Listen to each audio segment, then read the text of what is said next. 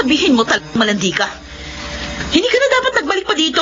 Ate Remy, hindi totoo yan. Hindi ko nilalandi ang asawa mo. Lumayas ka na dito. Lumayas ka na!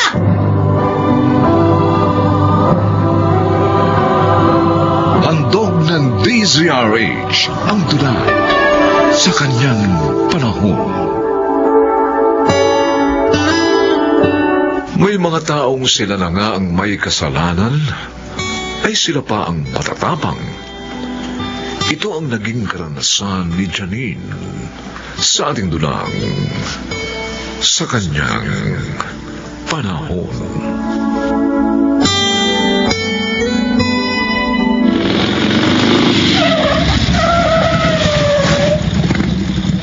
Oh, Janine, nandito na tayo sa bahay ni Nanay Loling. Oo nga, Kuya Romel. Salamat sa paghatid mo sa akin, ha. Kung di mo ako tinulungan, malamang hirap na hirap ako bago makarating dito. Alam ba niya na darating ka ngayon? Oo, Kuya. Palagay ko nga, kanina pa niya ako hinihintay, eh. O, halika. Tumuli ka muna para makita ka niya.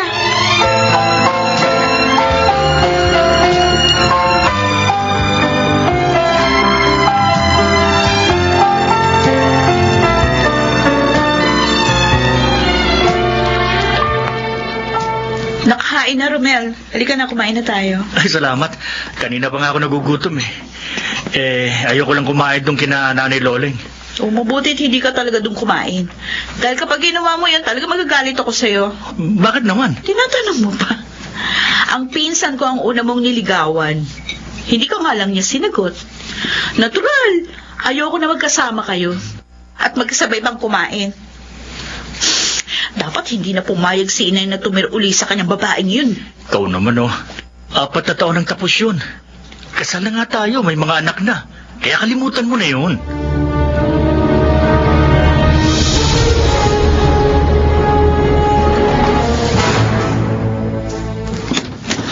Ay, Ate Remy, mabuti naman pumasyal ka rito. Ano, kumusta ka na?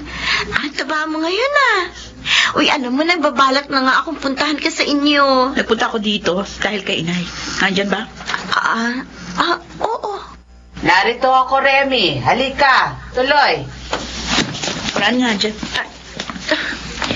Bakit kaya galit sa akin si Ate Remy? Wala naman akong kasalanan sa kanya.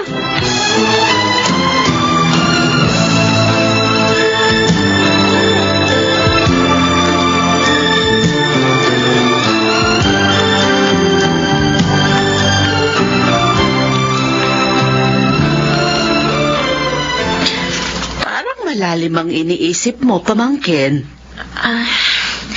Naalala ko lang po si Ate Remy. Iniisip ko kung bakit siya nagagalit sa akin. Pasensya ka na sana sa pinsan mo, Janine. Siguro kaya ganon dahil nagseselo siya sa'yo. Dahil nga ikaw ang unang niligawan ni Romel. At alam din niya na crush mo si Romel noon. Pero tiya, hindi ko naman po sinagot si Kuya Romel. Nagparaya ako para kay ate. Ay, tinatalo ng matinding selos ang ate mo. Hayaan mo na. Kakausapin ko siya at pagsasabihan. Hindi siya dapat maging ganon. Dapat nga magtiwala siya kay Romel. Naku, huwag niyo na po siya pagsabihan, Tia Loling. Baka lalo lang po siya magalit. Paano ka? Huwag niyo na po akong alalahanin. Hindi naman po ako galit sa kanya Mabait ka talaga, Janine. Kaya nga hindi ako nagsisisi na kinupkup kita nung mamatay sa sakuna ang iyong mga magulang.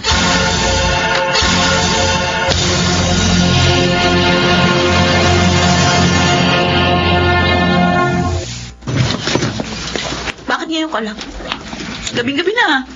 Pasensya na, Remy. May umarkila sa tricycle ko Malayo yung lugar, kaya ginabi ako. Sinungaling. Aray ko. Bakit mo ako sinampal? Ano pa nilalako mo ako? Siguro nakita kayo ni Janine, ano? Umamig ka! Praning ka ba? Nagtatrabaho ako. Paano kayo magkikita ng pinsan mo? Saka wala kaming relasyon. Sinungaling! Kapag nahuli ko kayo, naku, maghahalo ang balat sa tinalupan!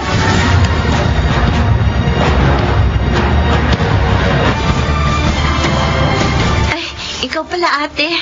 Umalis si Tia Loling eh. Hindi si inay ang sadya ko.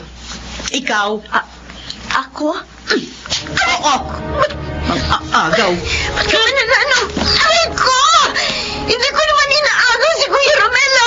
Huwag ka naman kaila. Nakita ko kayong dalawa masayang nag-uusap kanina. Nagkasalubong kami kanina. Kaya natural lang na magbatian kami. Ang sabihin mo talagang malandi ka.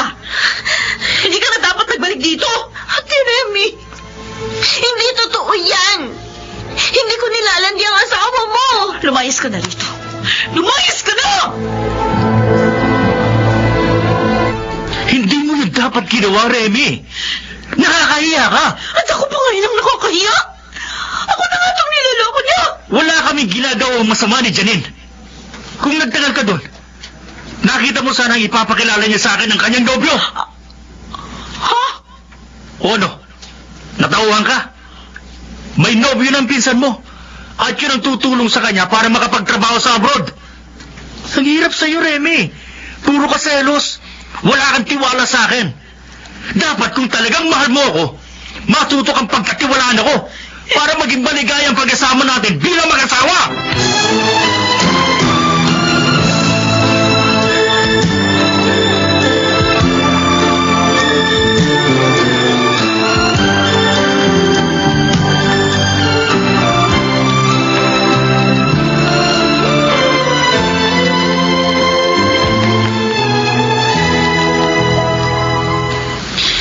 Janine, pamangkin, Chang, pasensya na ha.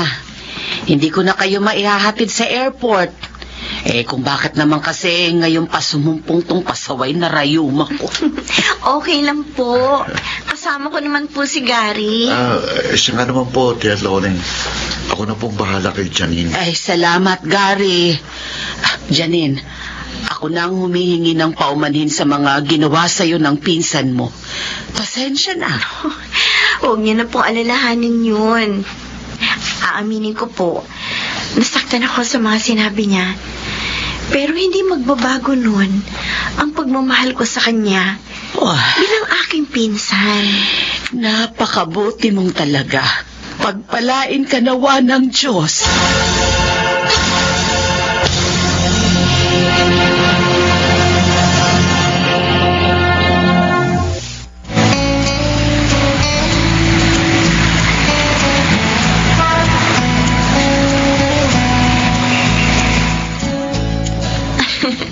Ang bilis talaga ng panahon, ano, Gary?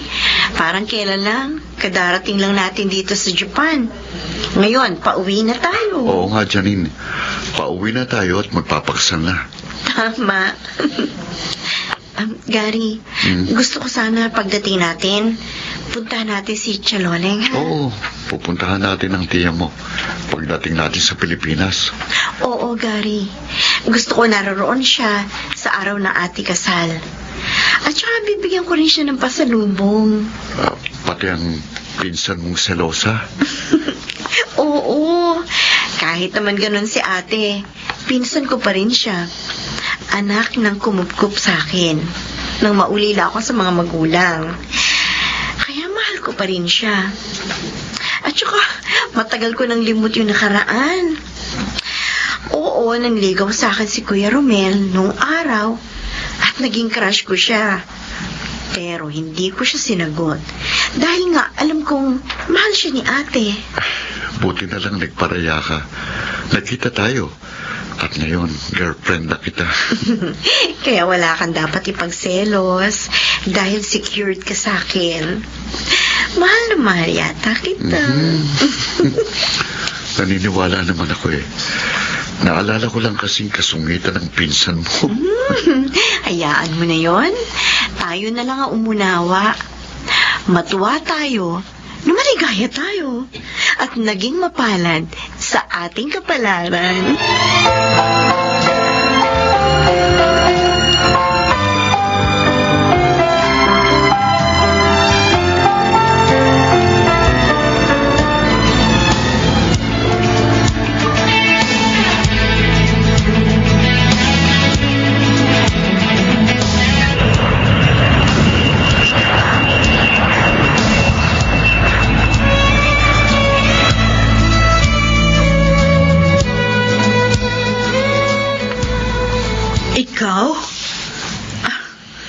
dumating ka na pala galing abroad.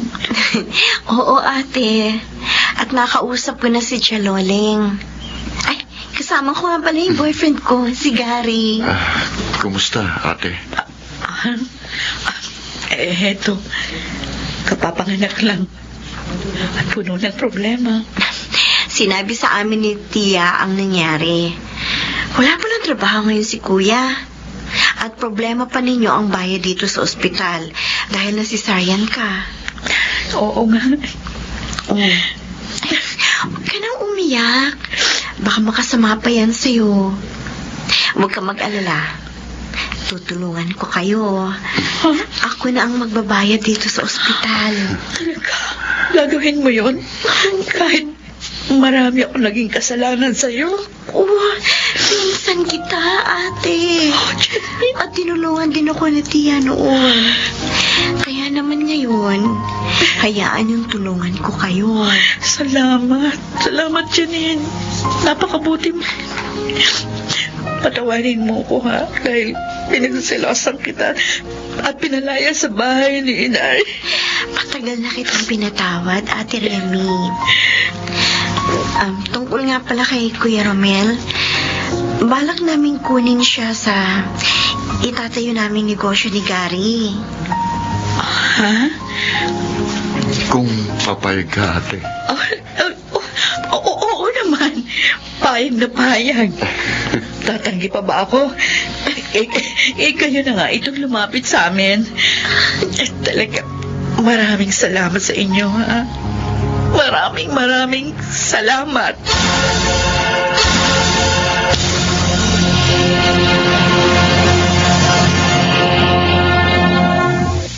Mabuwal man ang may mabuting puso, siya'y itatayo ng Diyos. Kabutihan niya'y magniningning sa kanyang panahon.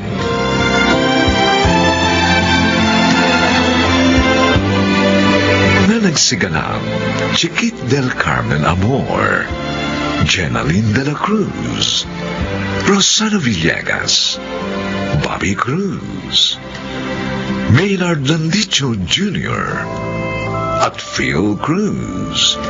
Special sound effects, Jerry Mutia. Technical supervision, Eric Lucero at Bong Muyar. Musical scoring, Buboy Sanonga. Ang kasaysayang ito'y mula sa panulat ni Telma Corporal Alcantara at sa pinagsamang direksyon ng inyong lingkod June Martin Legaspi at Bobby Cruz sa kanyang panahon. Magandang araw po. Pwede po ba magtanong? Oo naman, Ineng. Pero, teka, parang namumukhaan kita. Oo, ikaw nga. Ikaw nga yung babaeng isinugod din sa emergency room ng ospital, kung saan agaw buhay noon ang anak kong si Ashton.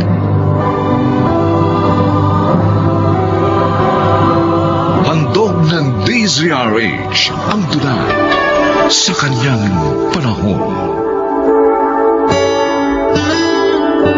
Gaano nga ba kahalaga ang paggawa ng kabutihan bilang pagbabalik din sa kabutihang nakamit? Mga kaibigan, narito't ating pakinggan ang naging karanasan ni Celeste sa ating dulang sa kanyang panahon.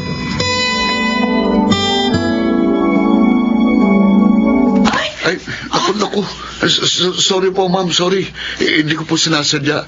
Hindi ko po naiwasan ang bigla niyong pagpasok sa pinto ng pantry. It's okay. Kasalanan ko. Hindi rin kasi ako nakatingin sa daraanan ko eh. Ikaw? Opo. Ako nga po yung bagong messenger niyo rito sa bangko. Ganun ba? Pasensya na. Bigla lang akong may naalalang isang tao kasi kahawig na kahawig mo. Alfon po ang pangalan ko. Alfon Rosales po. Okay. Sige na, Alfon, ha? Babalik na rin kasi ako sa pwesto ko sa teller line. Baka marami nang nakapilang bank customer. Pasensya na po ulit, ma'am. Di ba sabi ko sa'yo, walang problema. Okay, sige na, maiwan na kita rito.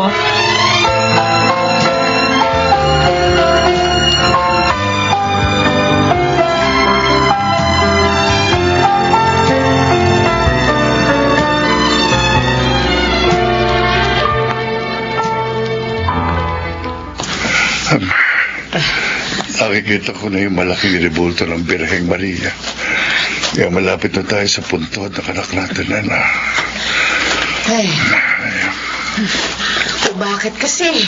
Ipinagbabawal na rito sa loob ng sementeryo yung pagpasok ng mga tricycle.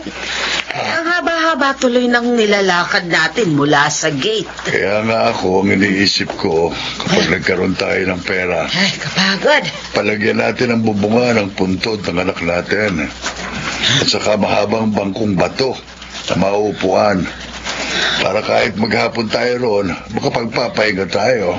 Eh, kaya lang, sa kalagayan natin ngayon na pareho ng hindi makapaghanap buhay dahil sa mga sakit natin sa katawan, eh baka hanggang pangarap na lang yung sinasabi mong yan, Lucas. Oh.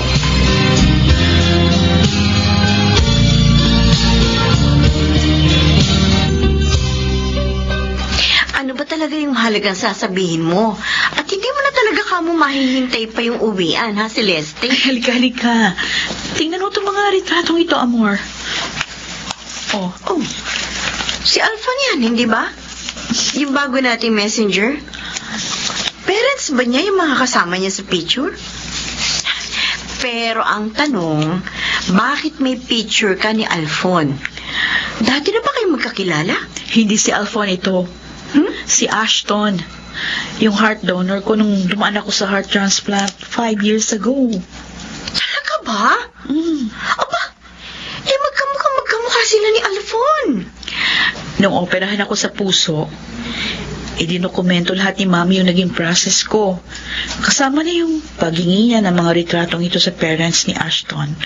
Look, oh, ito pa nga yung pinirma nilang kasunduan sa pagitan nila ni Mami. At ang buong pangalan ni Ashton, Ashton Rosales. Oh my God! Celeste! Bukod sa magkamukha, magkapareho pa ng apelyido, naging heart donor mo, at ang bago nating messenger.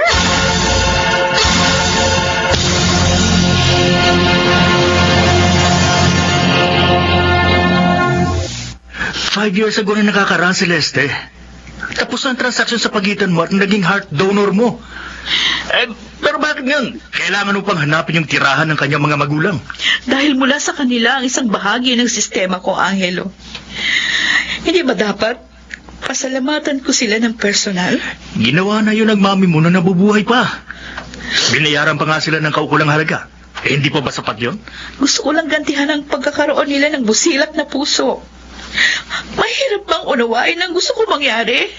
Alam mo, nagkaganyan ka lang nang dumating ang bago niyong mensahero doon sa department niyo. Gusto ko tuloy isipin, obsessed ka na sa messenger na yun. Angelo, ganyan na ba kababa ang tingin mo sa akin? Para paratangan mo ako ng ganyan?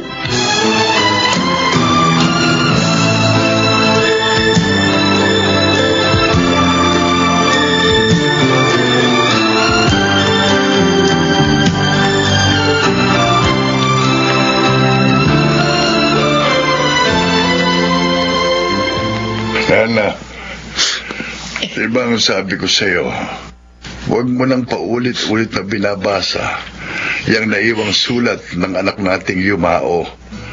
Dahil lalo ka lamang malulungkot. Eh, hindi ko lang talaga mapigilan. Dahil nakasulat nga rito yung magaganda niyang pangarap para sa atin, Lucas.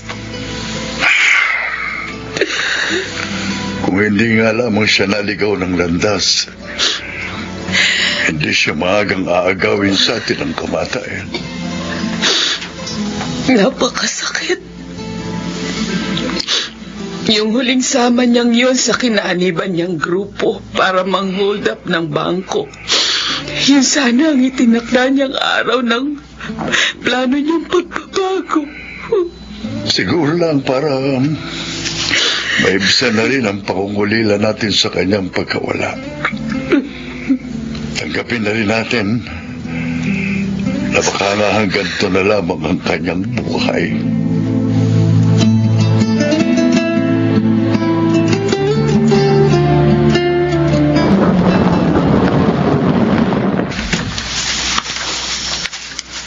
Nandito na tayo sa tirahan ng parents ni Ashton Rosales. Gaya nga ng address na nakasulat dito sa kasunduan ng mami mo at ng mga magulang niya, Celeste. Okay, sige. Sandali, bababa na ako ng kotse. May matandang babaeng nagwawalis sa harapan ng bahay. Doon ako sa kanya magtatanong. Sige. Ingat.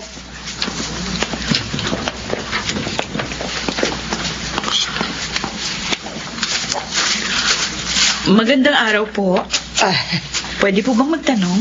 Abay, oo naman, Neneng. Pero, teka, parang namumukhaan kita. Oo, ikaw nga. Ikaw nga yung babaeng isinugod din sa emergency room ng ospital kung saan agaw buhay noon ng anak kong si Ashton. Kung ganun, kayo po ang ina ng taong pinagkakautangan ko ng buhay. Hindi ko makakalimutan ang sandaling yon. Langlapitan ako ng iyong ina at hilingin sa akin na kung maaari ay ipagkaloob ko ang puso ni Ashton sa iyo. Dahil nakararanas ka ng heart failure. Agaw buhay ang anak ko doon. Nabaril siya ng mga otoridad sa isang holdapan ng bangko. At hindi ako nagdalawang isip dahil ina rin ako. At damang-dama ko ang kagustuhan ng iyong ina na dugtungan ng iyong buhay. Katulad din sana ng kagustuhan kong madugtungan din ang buhay ng aking anak. Pero huli na ang lahat. Salamat. Maraming salamat po sa busilak niyong kalooban. Wala pong kapantay ang ginawa niyong kabutihan. Ang hiling ko lang sana sa iyo sa mga sandaling ito. Pwede ko bang haplusin ang puso ng aking anak? Opo. Malaya kayong damhin ang puso ni Ashton. Diyos ko. Damang-dama ko ang pintig ng puso ng anak ko. Buhay na buhay ang puso ni Ashton ko. Buhay na buhay.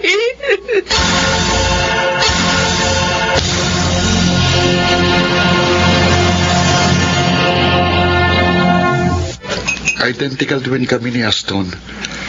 Nakalulungkot nga nang mamatay siya. Hindi kagad ako nakauwi. Dahil sa isang bangko sa General Santos ako nakadestino. Pero nang mawala na nga siya, naisip kong bumalik na rito para may kasama na inayititay. Napakalaki ng dapat kong ipagpasalamat sa pamilya niyo dahil nabubuhay ako mula sa kabutihan ng inyong mga puso. Dahil sa inyo, muli kong naipagpatuloy ang aking buhay at mga pangarap. Naniniwala akong nasaan man si Aston ngayon. Natutuwa siyang makita na isang mabuting tao na katulad niyo naisalin ang kanyang puso, Ma'am Celeste. Sa pamamagitan niyo, para na rin natupad ang ninais niyang pagbabagong buhay.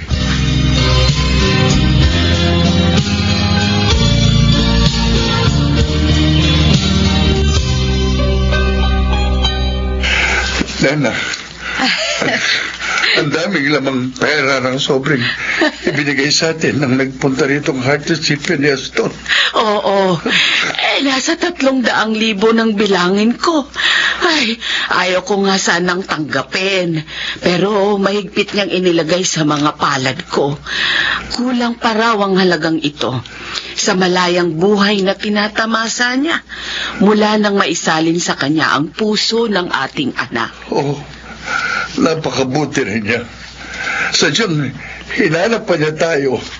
Hindi lang para pasalamatan, kundi para rin gantihan ang kabutihang naganap sa ospital na yun. Ilang taon na rin ang nakararaan. Ang pagkakapasok ni Alpon bilang mensahero sa bangko nila, ang siyang naging daan upang muling magtagpo-tagpo ang ating mga landas, Lucas. Oo. Kaya nga naiisip ko, kahit magkalayo na sila ni Aston, may mga paraan pa rin ang Diyos para papagtagpuin ang kanilang mga kalooban bilang magkakambal. At sa mga perang ito, abay hindi lang natin magbububungan ang puntod ni Ashton. Oo. Kundi maaari pa tayong magtayo ng maliit na tindahan dyan sa harapan ng bahay natin. Okay. Sa gayon, kahit papano, may mapagkukunan tayo para sa pang-araw-araw nating mga gastusin.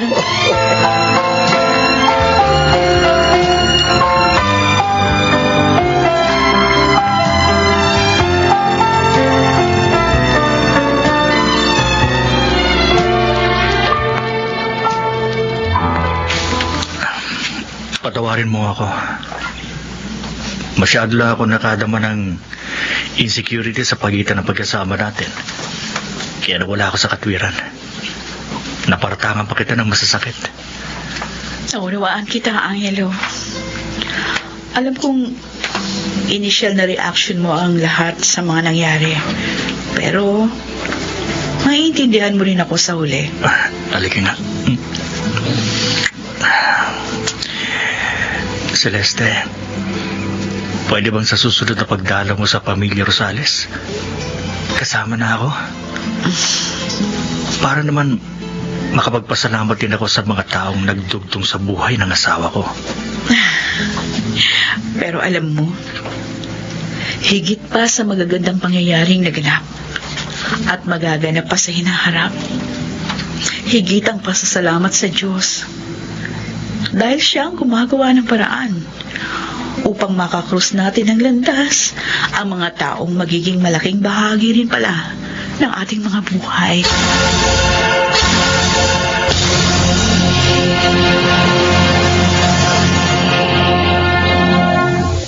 Walang sino man ang nabubuhay para sa sarili lamang.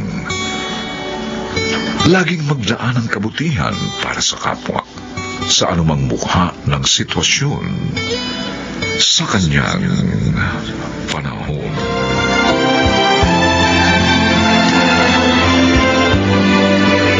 Mga nagsiganap: Rosana Villegas, Chiquit del Carmen Amor, Jenaline de la Cruz, Phil Cruz, Bobby Cruz, at Maynard Landicho Jr.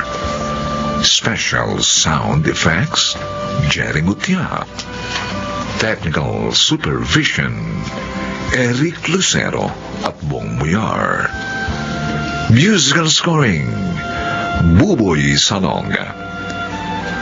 Ang kasaysayang ito'y mula sa panulat ni Sel Barlam. At sa pinagsamang direksyon ng inyong lingkod, June Martin Legaspi at Bobby Cruz. Sa kanyang panahon. Ano?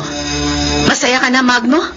Masaya ka na dahil natakot sa'yo si Naroda at iniwan ang bahay nila? Talaga namang dapat silang matakot. Dahil hindi ako mangingiming saktan sila. At ipatapon ang mga gamit nila pag nagmatigas sila. Masama ang ginagawa mo. Labag sa batas ng tao at sa batas ng Diyos.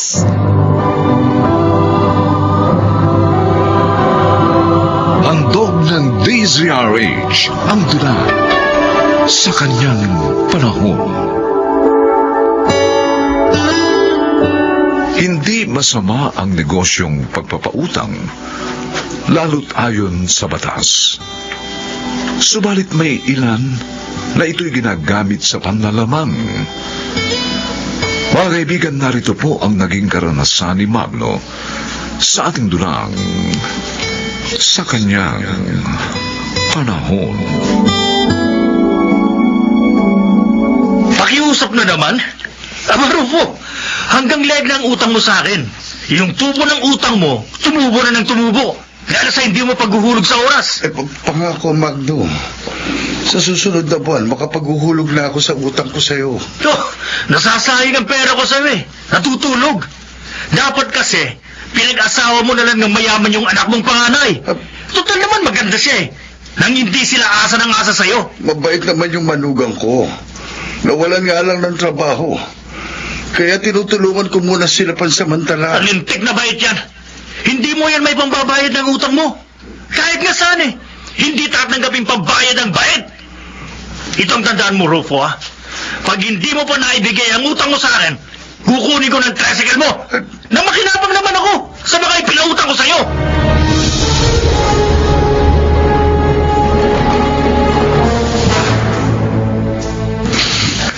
Joel, nakikiramay ako. Salamat po, Mang Rupo. Nasaan nga pala si Rhoda? Kinakausap po ang mga pinagkakautangan namin. Pati ba kay Magno may utang rin kayo? Oo.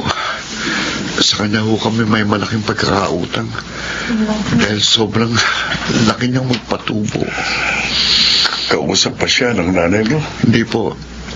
Hindi nga po sa sumilip sa burol ni Itay. Kahit ngayong huling gabi ng lamay niya. Nalasing na sa salapi si Magno. Wala siyang ibang hangad ngayon kundi ang magkamal ng maraming salapi. Kaya hindi ako magugulat kung pati kayo hindi niya pagbigyan kapag nakiusap kayo. Sana naman ang maawa siya. Nagbabayad naman kami pero lumubhang sakit ni Itay. Nasaan niyang ikinamatay? Wala siyang awa, Joel. Ako nga eh. Kaya lumaki ang utang ko sa kanya dahil sobra-sobra siyang magpatubog. At gusto pa niyang ilitin ang tricycle ko kapag hindi ako nakapagbigay doon sa utang ko sa kanya. Paano ho yun? Mabuti dumating yung isang kaibigan ko na matagal nang nasa abroad. Sa kanya ko isinanla ang tricycle ko para mabayaran ko si Magno. At least, yung kaibigan ko, hindi ako gigipitin.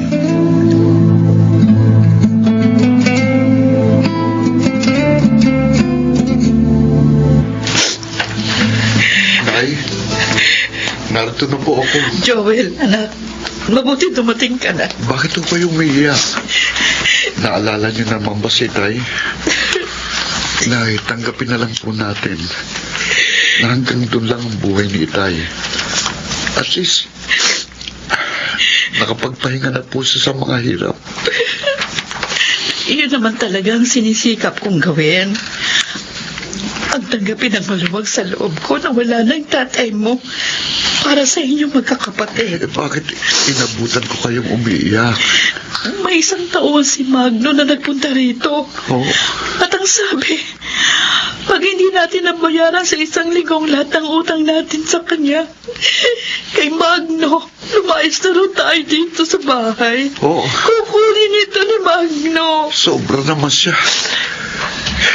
Hindi naman kasi ngalaga ng bahay na itong utang natin sa kanya. Wala siyang awa, anak. Hayaan nyo. Gagawa ako ng paraan. At susubukin ko pa rin pakiusapan si Mang Magno.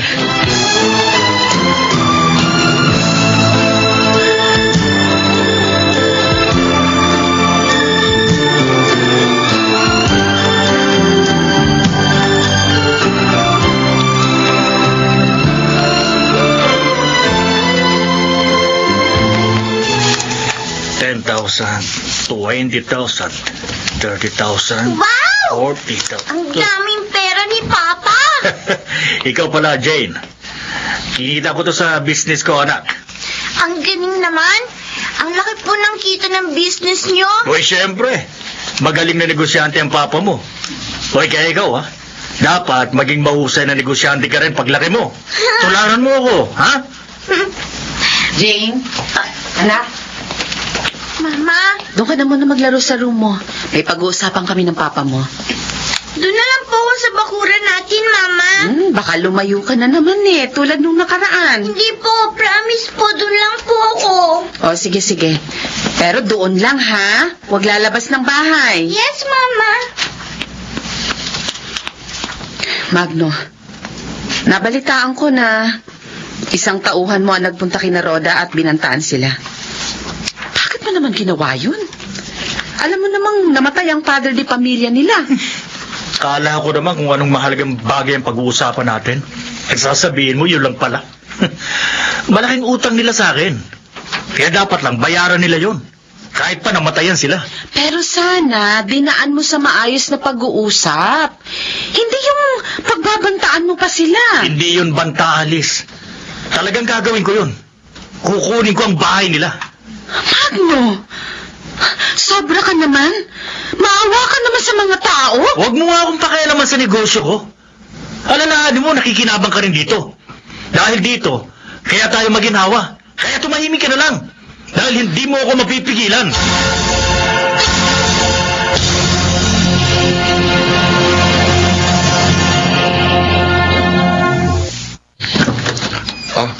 Kayo pala, Mang Magno. Oo, ako nga. Siguro naman, alam mo na kung bakit ako narito. Dahil pinasabi ko na yun sa tauhan ko noong pang isang linggo. Oo. Asan ang bayad nyo? Kailangan ko ng pera ko. Kung maaari po sana, bigyan niyo po kami ng palugit. Alam niyo naman na namatayan kami. At wala pa akong maayos na trabaho ngayon. Palugit. Anak na. Ang laki na ng utang nyo sa akin, Joel. Hindi naman pwede na puro kayo na lang ang pagbibigyan ko. Kaya naman lumaking ng gustong utang namin sa inyo dahil sobra kayong magpatubo. Gago ka pala eh. Alam nyo naman yun sa simula pa lang. Pero nangutang pa rin kayo sa akin. Tigilan na nga natin ang pag-uusap na to. Baka masuntok lang kita eh. Basta umalis na kayo dito. Kukunin ko na tong bahay ninyo. Maawa naman kayo, Mang Magno. Wala ho kaming titirhan. Ay, hindi ko na problema yun. Basta hanggang bukas na lang kayo dito. At kapag hindi kayo umalis, ipapatapon ko sa mga tauhan ko ang mga gamit ninyo. Huwag niyo ako susuwayin. Hindi niyo magugustuhan ang gagawin ko. Naiintindihan mo?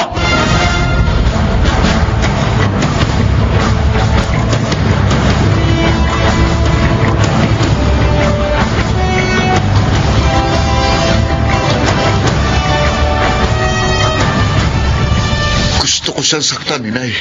Gusto ko siyang bugbugin. Huwag, anak. Huwag mo gawin yon. Mapapahama ka lang.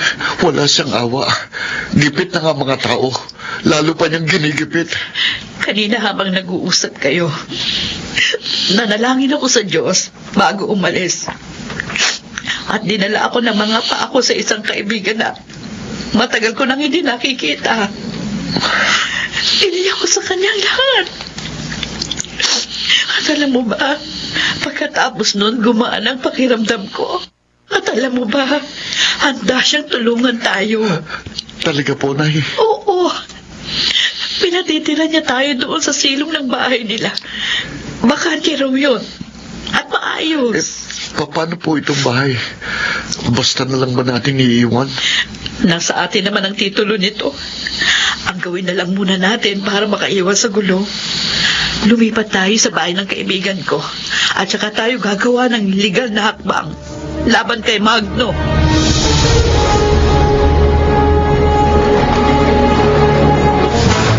Ano? Masaya ka na, Magno? Masaya ka na dahil natakot sa'yo si Roda at iniwan ang bahay nila. Talaga namang dapat sila matakot. Dahil hindi ako mangingiming saktan sila. At ipatapon ang mga gamit nila pag nagmatigas sila. Masama ang ginagawa mo. Labag sa batas ng tao at batas ng Diyos. Tumigil ka na nga sa sermon mo. Ang intindihin mo ay ang anak natin. Ikaw ang pumayag na maglaro siya sa bakuran. Dahil nga ayaw kong marinig niya pagdadaldal mo.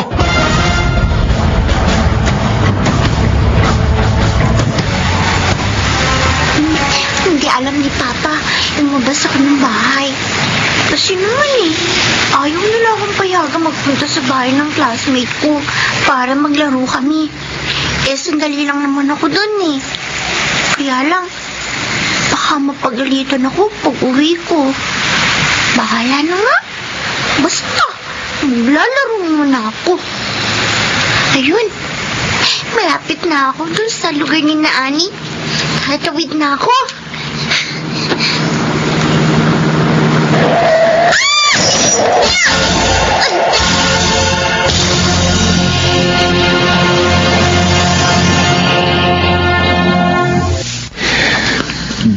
Anak, kumusta na ang pakiramdam mo? Medyo masakit pa po.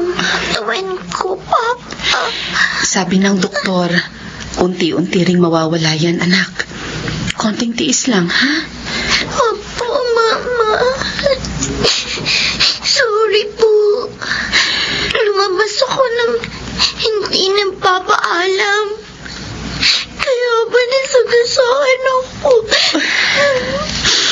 Next time, huwag mo nang gagawin yun, ha? Opo, Mama. Promise po. Alice, nalaman mo ba kung sino nagdala kay Jane dito sa ospital? Ang sabi ng doktor, babalik daw yung lalaki bukas. Pero ang malungkot, wala sa mga napagtanungan ko ang nakakuha sa plate number ng sasakyan na naka-aksidente kay Jane. Walang hiyang yun. Tinakasan na nga ang anak natin. Makakalibre pa yata sa batas.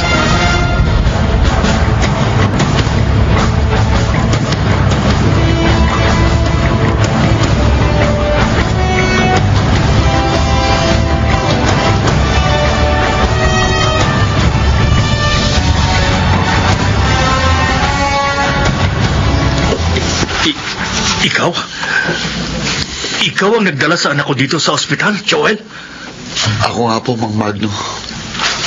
Nagkataong napadaan ako sa lugar kung saan na-aksidente siya. Kaya agad ako nagpatulong para madala siya sa paggamutan. Salamat sa'yo, Joel. Sa kabila ng ginawa kong panggigipit sa inyo, tinulungan mo pa rin kami. Hindi ka gumanti sa pamamagitan niya. Wala pong kasalanan si Jane. Isa pa, hindi naman po kami pinabayaan ng Diyos. Noong paalis niyo kami sa bahay namin, may kaibigan si inay na tumulong sa amin at nagpasok din sa akin sa trabaho. Joel, patawarin mo ako. Naging sakim ako sa salapi. Nakalimutan ko kung anong tama at kung anong pakikipagkapwa-tao.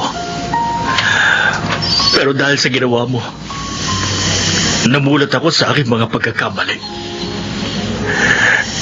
Joel, sana bumalik na kayo sa bahay ninyo. Oh, Oo. Wala naman talaga akong karapatang kunin yun. At ipinapangako ko, magmula ngayon, magbabago na ako. Hindi ko nagagamitin ang pagpapautang para gipitin ang aking kapwa.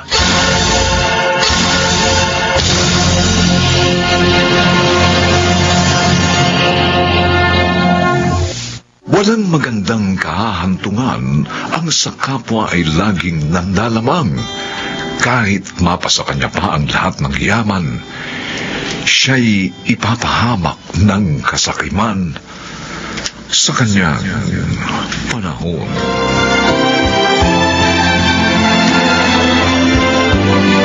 Mga nagsiganap: Maynard Landicho Jr., Jenaline de la Cruz, Bobby Cruz, Phil Cruz, Chiquit del Carmen Amor, at Rosana Villegas. Special Sound Effects, Jerry Mutia. Technical Supervision, Eric Lucero at Bong Muyar. Musical Scoring, Buboy Salonga. Ang kasaysayang ito'y mula sa panulat ni Telma Corporal Alcantara. At sa pinagsamang direksyon ng inyong lingkod, June Martin Legaspi at Bobby Cruz. Sa kanyang panahon.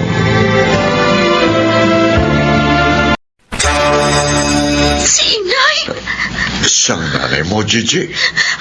Opo, sir. Hindi po ako maaaring magkamali. Siya po ang nanay ko na iniwan kami nung 11 years old pa lang ako. Kailangan malaman ito ni na Itay. Handog ng DZRH ang tula sa kanyang panahon. Lahat ng tao ay may kani-kanyang pasanin sa buhay. At ang higit na masakit ay kung ang mahal pa niya sa buhay ang kanyang pasanin. Mga kaibigan, narito po't ating pakinggan ang naging karanasan ni Gigi sa ating dulang sa kanyang panahon.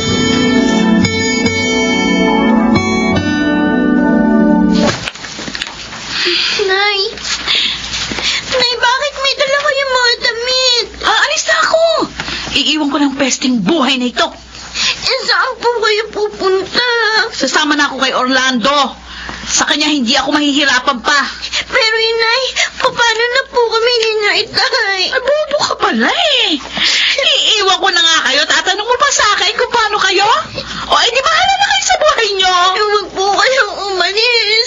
Wala po kaming kasama ng mga kapatid ko. Malayo po dito ang bahay ni Lola Juana. Asa makalawa pa po ang itay. Tanga ka talaga, no? Kaya nga ngayon ako aalis dahil walang ama mo. Walang iistorbo sa akin. Umalis ka nga sa dada, no? Nay! Nay, bakit umiiwan? Hindi niya na po ba kami mahal? Ubus na! Ubus na ang pagmamahal ko sa inyo! Lalo na sa'yo! Dahil isa ka pang pinagsisilbihan ko! Nay! Kaya nga sa ayon sa gusto mo, aalis na ako sa pangit na bahay na ito!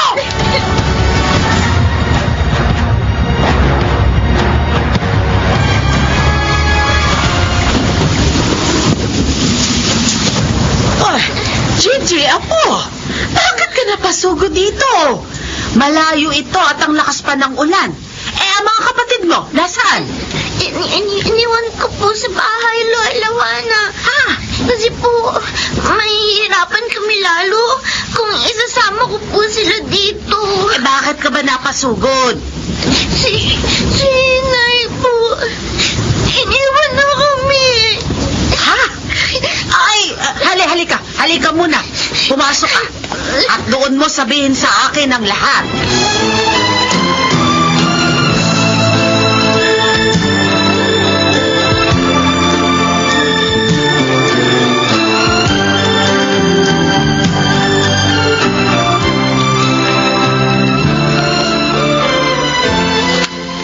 Hindi mo kanahin gagawin ito ni Eloy sa anay. Wala siyang awa. Iniwan niya ang mga anak namin na walang kasama. Alam naman yung may kapansanan si Gigi. Hindi na siya nakonsensya. Oo nga, Dario. At may parating pang bagyo nang umalis siya. Walang iya talagang babaeng yun. Makasarili. Napakasakit na ginawa niya, Nay. Nagsisikap naman ako para mabuhay ko sila ng mga anak namin. Kaso, hindi marunong makontento yung asawa mo.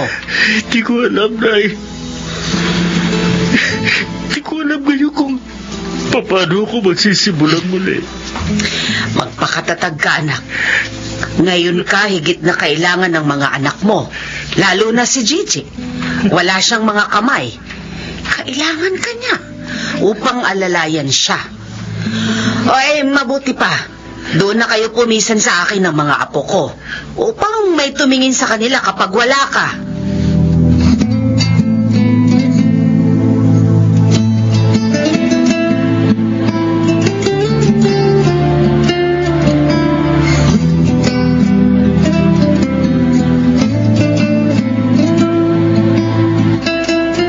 Gigi, anak. Halika. Tingnan mo tong binili ko para sa'yo. Ano po yan, Tay? Ay, mga notebook. Oo. Ito yung gagamit mo sa pasukan, ha? Ang gaganda po. At ito naman, ang bag at lapis mo. Sa papel. Ay, salamat po. Pina-enroll niyo ako, Tay. Kasi po si Inay, ayaw niya akong pag-aralin eh. Hindi na raw po ako dapat mag-aral. Kasi wala naman daw po ako mga kamay. Lalo ka nga dapat mag-aral, anak. Para magkaroon ka ng magandang kinabukasan. Kahit may kapansanan ka. Kung hindi ka man pinagjigaan ng nanay mo, kami ng lola mo, susuportahan ka namin. Salamat po. Basta ha, ipangako mo, mag-aaral kang mabuti. Opo. At kapag may nanunukso sa'yo, sabihin mo lang sa amin. O di kaya sa teacher mo. Huwag kang susuko, anak. At lagi kang mag-pray sa Diyos para tulungan ka niya.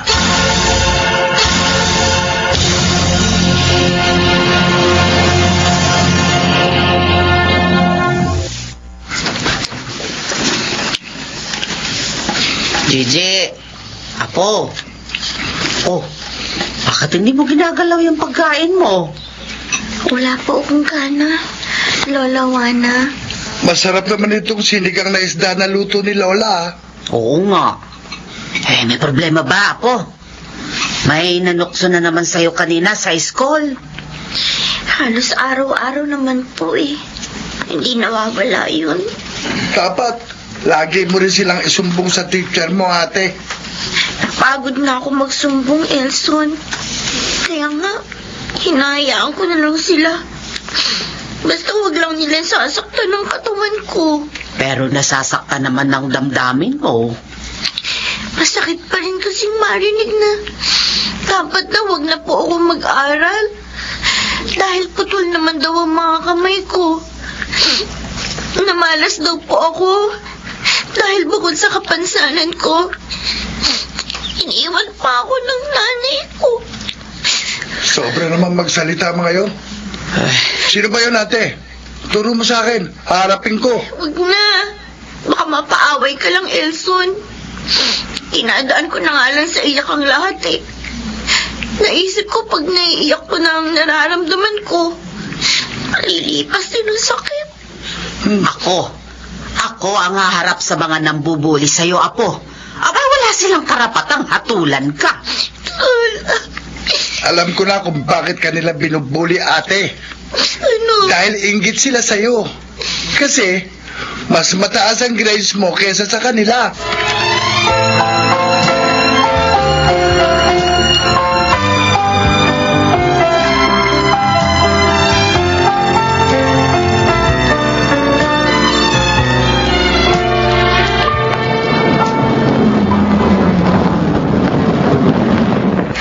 Nandito na po tayo sa bahay ninyo, Sir Lambert. Ay, salamat. Makakapagpahinga na rin. Sumakit ang katawan ko dahil sa paglilipat namin dito sa lugar niyo, Dario. Marami po kasi kayong gamit. Salamat nga pala sa pagtulong mo sa pagbubuhat, ha? Ayos lang po yun. Kung may mga dapat pang kunin doon sa dati po ninyo tinitirahan, text nyo lang po ako para mapuntahan ko kayo. Oo, teka. Ito nga pala ang bayad ko. Sir, sobra po ito. Sinadya ko talaga yan. Kasi marami din naman ang ginawa mo. Naku, maraming salamat po. Malaking tulong to sa mga gastusin ng mga anak ko. Ilan ba ang anak mo? 4 po sila. 2 nasa high school. Graduating naman po ang panganay ko. O ano naman ang balak niya sa koleyo kung sakali?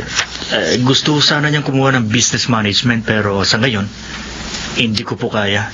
Baka huminto na muna siya. Sa 1 taon ko na lang siya papapasukin. Mag-iipon na muna ako. Alam mo, matutulungan kita dyan. Ho? Connected ako sa isang foundation na tumutulong sa mga estudyanteng mahirap. Ngunit gustong mag-aral. Ako, salamat ho. Yung panganay ko, sir, kahit may kapansanan yun, matataas ang grades niya mula nung mag-aral siya. May kapansanan ng anak mo? Oo, sir. Wala siyang mga kamay. Nagsusulat siya sa pamamagitan ng kanyang braso pero kahit ganun, nakakatulong pa rin siya sa mga gawaing bahay. Kahanga-hanga. Lalong dapat siyang tulungan. O sige, isasama ko kayo sa foundation namin.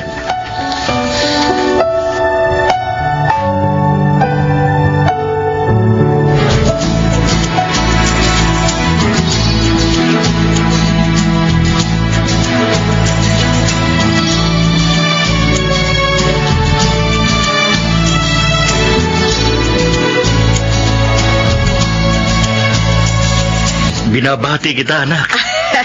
Ako rin, Apo. Binabati kita. Ngayon, graduate ka na sa kolehiyo. Salamat po, Itay. Lola, salamat po sa suporta ninyo. Congratulations, ate. I'm proud of you. Kahit may kapansanan ka, Nagawa mo pa rin makagraduate with honor pa, ha? Oo nga, anak. Halata sa mukha ng mga nakakakita sa'yo na na-inspire sila sa'yo. Dahil yun sa suporta ninyong pamilya ko, Itay, Elson, Lola. Salamat po sa pagpapalakas ninyo ng loob ko. Yun po ang nagpagaan sa mga pasanin ko.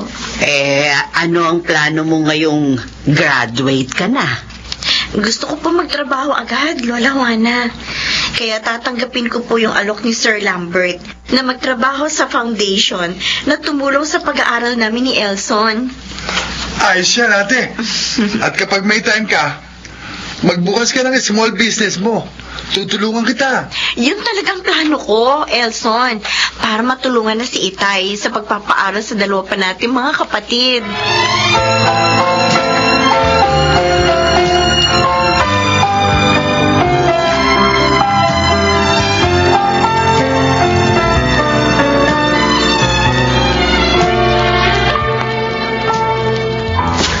Sa ospital na ito na-confine ng bagong tutulungan ng foundation, Gigi. Ano pong sakit niya, sir? Cancer sa baga. At nabibilang ng araw niya. Ako, kawawa naman pala siya. Talagang kawawa. Dito. Narito na tayo sa room niya. Halika, pumasok na tayo. Sino pong bantay niya rito? Wala, siya lang mag-isa. Siya lang. Ayon sa kanya, matagal na siyang walang komunikasyon sa kanyang pamilya. At hindi na niya alam kung nasaan sila. Ayan siya, Gigi. Si Eloisa.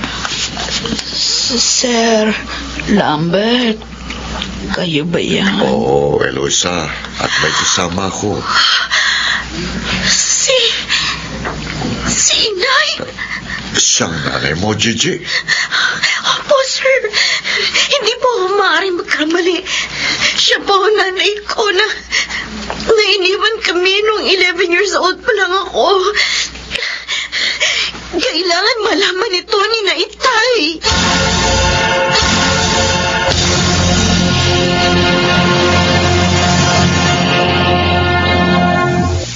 Inay, kasama ko na po sina Itay at Elson. Eloisa, Dario. ako nga. Kumusta na pong pakiramdam niyo, Inay? Elson, anak ko. Binata ka na. Nung iiwan ko kayo, maliit ka pa. Tapos na po ako sa kolehiyo. At meron akong magandang trabaho. Ako rin po, Inay. May trabaho na. At may maliit na negosyo. Sila ang katuwang ko sa pagpapaaral sa dalawa pa nating anak. Masaya ako sa naging tagumpay niyo.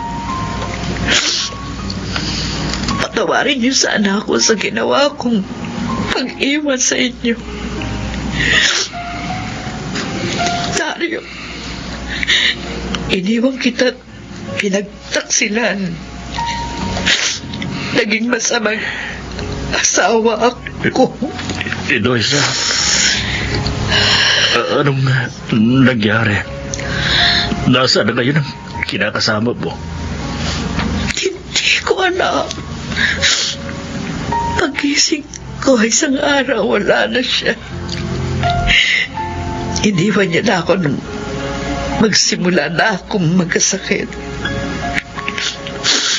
Siguro, parusa na ito sa akin dahil sa mga pagkakasala ko sa inyo. Kalimutan na po natin yun, Inay.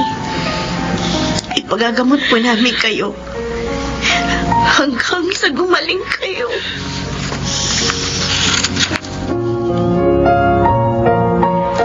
Kanina pa nailibing si Inay. Hindi pa ba tayo uwi, ate? Tay? Sandali na lang, Elson. Nangihinayang lang ako. Dahil hindi na siya kumaling. Kahit ipinagamot natin siya.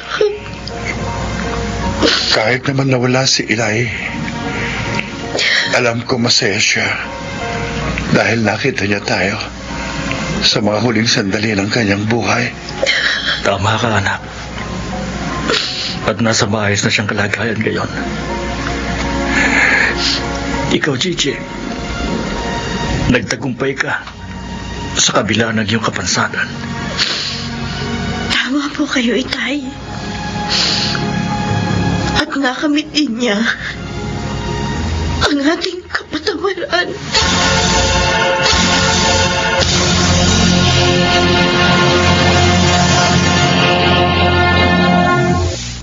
Kung magiging matibay lamang ang pananalig ng tao sa ating Panginoong Diyos, makakaya niyang dalhin anuman ang pasanin sa kanyang panahon.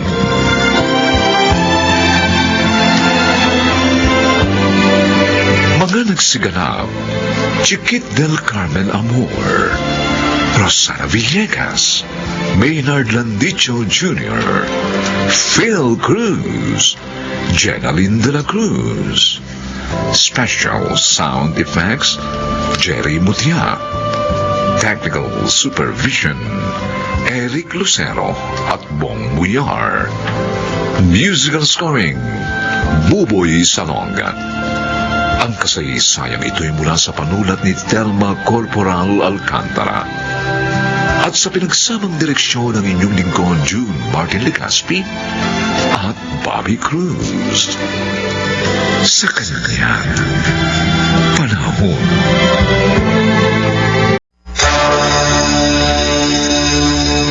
Sumama ka na sa amin kahit minsan lang. Malapit na tayong magtapos na ito eh. Ni minsan, hindi ka namin nakasama sa gimmick. Pasensya na talaga, Bernie. Graduating na ako. Ayokong ngayon pa madiskaril ang lahat ng pagsisikap ko.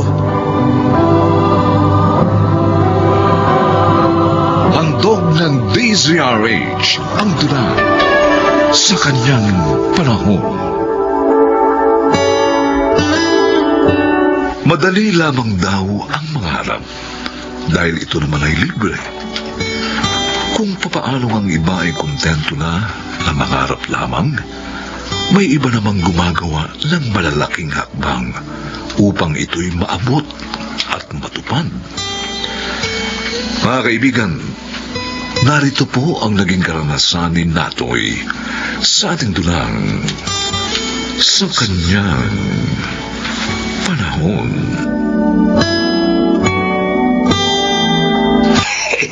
Talaga bang pumasa ka sa entrance exam mo sa universidad na po? Opo, Lolo. Pinagsasabit na ako ng requirements para makapag-enroll ako. Yan lang ang problema, Apo. Lolo, bakit po? Kwenta ko. Nadagdagan na naman ang mga gamot na kailangan kong bilhin bilang maintenance ko. Kulang na kulang para sa akin ang pensyon na natatanggap ko. Paano pa kita mapag-aaral sa kolehiyo? Pamasahin mo lang araw-araw papuntang universidad. Magkakahalaga ng 50. Iba pa ang pamasahin mo pa uwi. Paano pa ang pagkain mo? Pambayad sa tuition, uniforme, marami pa iba. Siguro po, pwede akong mag-apply ng scholar, Lolo. Pwede nga. Pero may gagastusin ka pa rin. Naku, Apo. Tatapatin na kita. Hindi na kita kayang papag-aralin sa kolehiyo.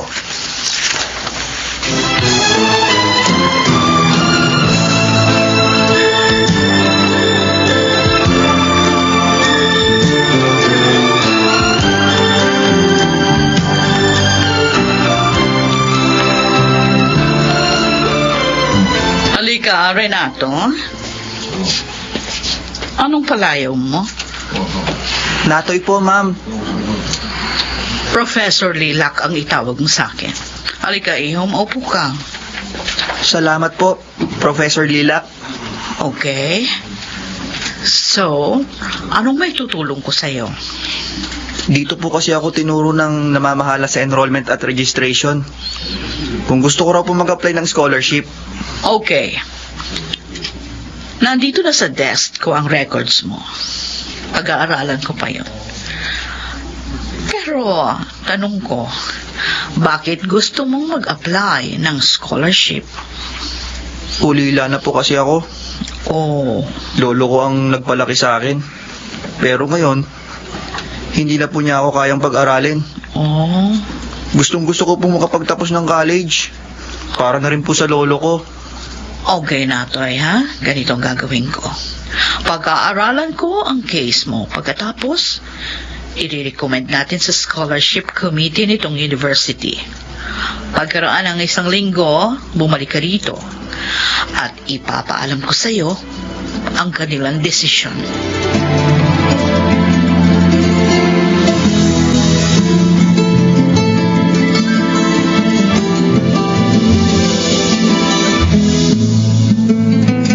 Itong desisyon. Opo, Lolo. Magiging working student ako. Sige po, basahin mo. Ay, teka. Ba't mo nga yan sa laming ko?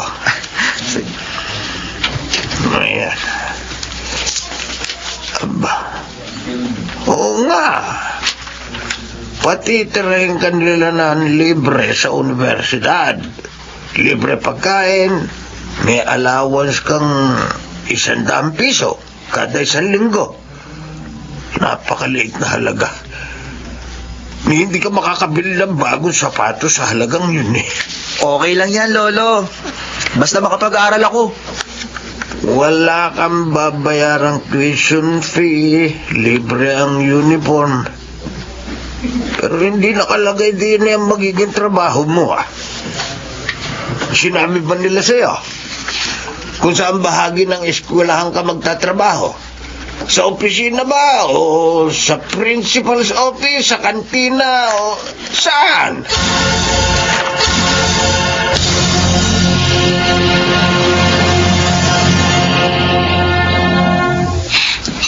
Hello, ako si Elena. Sa dormitoryo ng mga babae ako nakatira. Ako naman si Natoy. Sa dormitoryo naman ng lalaki ako, nakatira. Bakit ka tumawa? Kasi naisip ko, bakit ipinaliwanag ko pa? Natural namang sa dorm ng lalaki ako tumira. Bawal nga kaming pumunta sa dorm nyo. May oras na paglabas. May oras din na dapat naroon na kami sa gabi. Oo, kami rin, Natoy. Oh, eto ng tanghalian ninyo. Dinagdagan kong gulay niyan para masustansya yung pagkain nyo. Salamat po, Aling Orang. Salamat po. Inunan nyo pa kami ni Elena. Samantalang katulong kami rito sa university. Aba, dapat to talaga kayong unahin. Hindi kayo ordinaryong manggagawa dito. Alam ko mga scholar kayo. Salamat po. Mahirap maging scholar. Oo nga.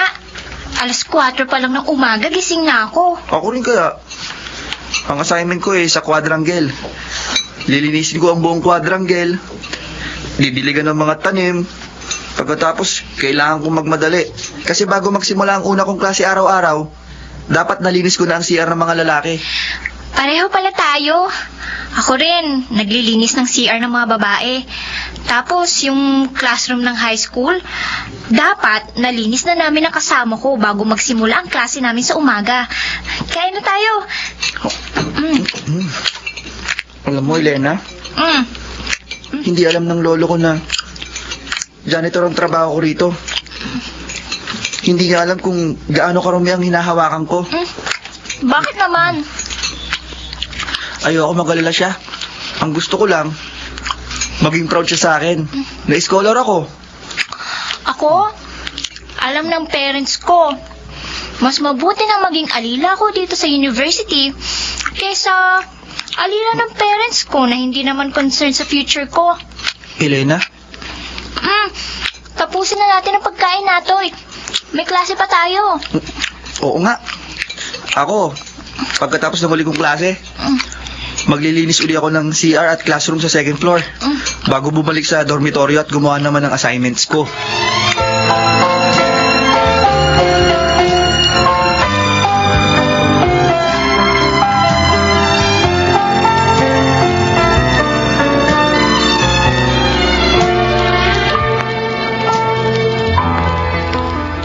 scholar ka pala, Natoy, ah. Kaya pala pa-impress ka sa mga chicks dito sa klase natin. Hindi naman ako nagpapa-impress, Bernie. Ginagalingan ko lang ang pag-aaral. Para sulit ang itinutulong sa akin ng university. Okay, wala na akong sinabi. Pero paminsan-minsan naman, makisama ka sa mga kalokohan namin. Baka kasi mabaliw ka sa sobrang mong kabaitan. Hindi ko alam kung tinutuya mo ako o iniinsulto. Pero kung lumaki ka sa hirap tulad ko, at ang tanging mo lang pangarap ay magtapos ng pag-aaral sa kolehiyo, siguro maintindihan mo kung bakit lagi akong seryoso. Ayokong sayangin ng bawat sentimong ipinupuhunan sa akin ng eskwelahan. Tinatapatan ko lang ang kanilang kabutihan.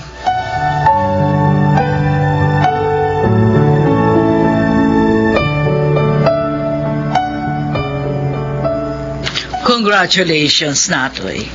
Dean's Lister ka na naman ngayon semester. Salamat po, Professor Lilac. Mahirap po talagang pagsabay ng trabaho at pag-aaral. Pero pareho ko pong sinisikap na pagbutihin. Keep up the good work, Eho. Para rin yan sa iyong kinabukasan. Opo. Salamat din po sa paggabay at tulong sa akin, Professor.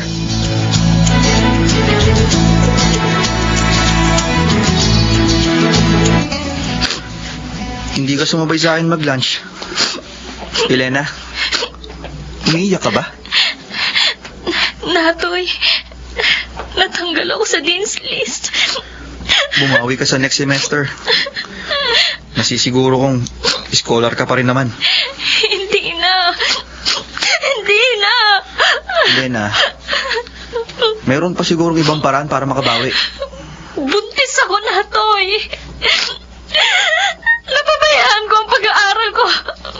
Dahil sa kaiisip ko sa kalagayan ko. Ano nangyari? Paano ka? Ibig ko sabihin, Nainggit kasi ako sa mga klase kong mahikaya. Panay ang party nila to, Masyal. Minsan, niyaya nila ako sa inuman. Sumama ako. Nalasing ako. Nawala sa sarili ko. May namagitan sa amin ng boyfriend ko. Pero nangako akong hindi ko na uulitin. Gusto ko talagang makapagtapos ng pag-aaral. Kaya lang yung minsan na yun. Yung minsan na yan. isang taon na lang, graduate na tayo, Elena. Kailangan kong huminto, Natoy. Buntis ako. Buntis Elena. na ako. Hindi ko alam kung ano ang dapat kong sabihin. Ako sumira sa sarili kong mga pangarap. Hindi ako dapat nagpadala sa tukso at sa inggit. Hindi ako dapat nagpabaya.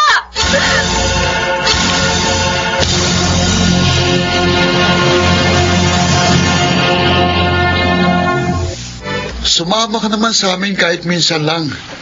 Malapit na tayong magtapos na ito eh. Ni minsan, hindi ka namin nakasama sa gimmick. Pasensya na talaga, Bernie. Graduating na ako. Ayokong ngayon pa madiskaril ang lahat ng pagsisikap ko. Hindi biro ang mga tiniis ko at ipinuhunan, maabot lang ang pangarap ko. Hindi ko gustong ngayon pa ako magkaproblema kung kailan malapit na ang pagtatapos ko.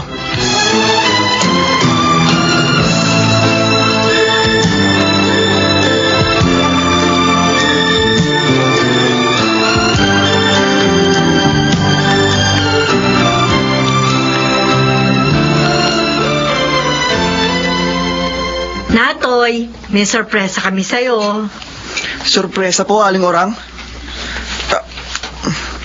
Baka dagdag na ulam. Busog na po ako. Masyado na akong spoiled sa inyo dito sa kantin. Hindi, Natoy. May sunundo kami. Hindi ko nakalimutang lagi mong ikinukwento ang lolo mo. Aling Orang? Para sa darating mong graduation, sinundo ng mister ko ang lolo mo. Totoo po? Ayun siya, oh! Nakatayo sa pinto nitong kantina. Si Lolo nga! Pupuntahan ko siya! Sige na. Natoy! Apo! Lolo! Lolo Tasyo! Malapit na raw ang pagtatapos mo. Opo. Sa susunod na buwan na. Ipakikiusap ko sa din na dumito ka muna hanggang sa araw ng pagtatapos ko. Pero... Lolo, huwag kang tumutol. Para sa'yo to. Sa nakaraang 4 na taon, lahat ng pagsisikap ko, pagtitiis, pagtsatsaga, ay para sa'yo. Para sa pangarap natin.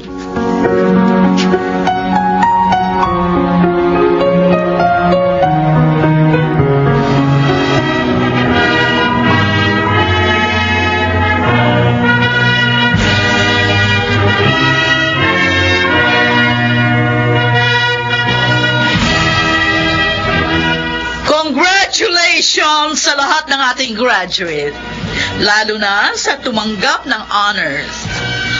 Gusto kong ipaalam sa inyo, graduates, na sa taong ito, may tatanggap ng Presidential Award dahil sa siya ay consistent Dean's Lister. At sa graduates ng batch na ito, siya ang may pinakamataas na gradong natanggap. Ang Presidential Award ay medal at financial reward. At ang ating awardee ay walang iba kundi si Renato Bruno, o kilala natin bilang Natoy. Palakpakan natin siya.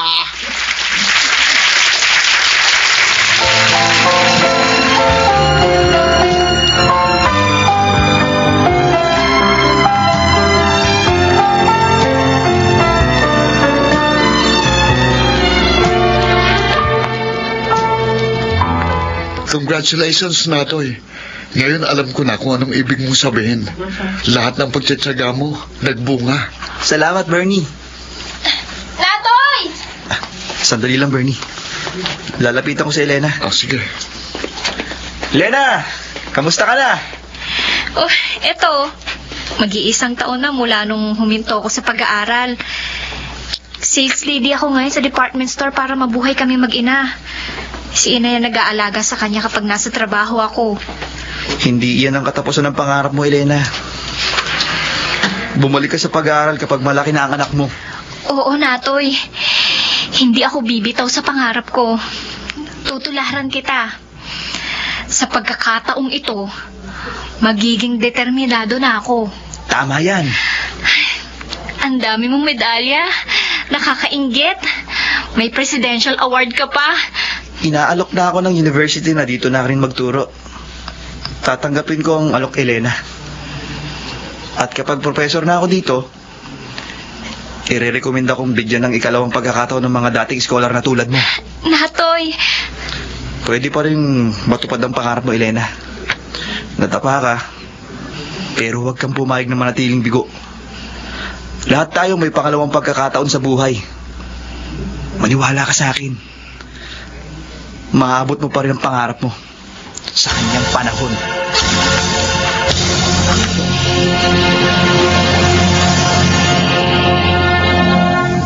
Ang tagumpay ay para sa lahat. Ngunit minsan, nasisila tayo sa ating pangarap dahil nasilaw tayo sa kasiyahang panandalian o sa mga bisyong walang kaparalangan. Ang susi sa tagumpay ay focus and determination. Tiisin ang hirap dahil sa dulo ng pagsisikap may nakalaang hindi matatawarang gantimpala sa kanyang panahon.